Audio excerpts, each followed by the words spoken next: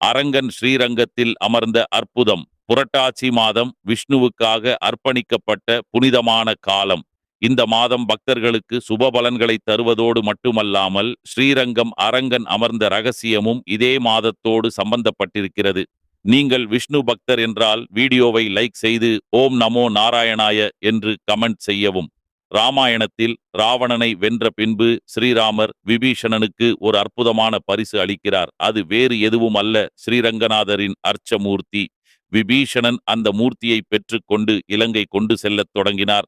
ஆனால் வழியில் காவிரி ஆற்றங்கரையில் ஓய்வு எடுக்கும் போது குழந்தை வடிவில் வந்த பிள்ளையார் தேவர்களின் ஆசைப்படி அந்த மூர்த்தியை தரையில் வைத்து விட்டுட்டார். ஓய்வுக்கு பின் விபீஷணன் அந்த மூர்த்தியை மீண்டும் எடுத்துச் செல்ல முயன்றார்.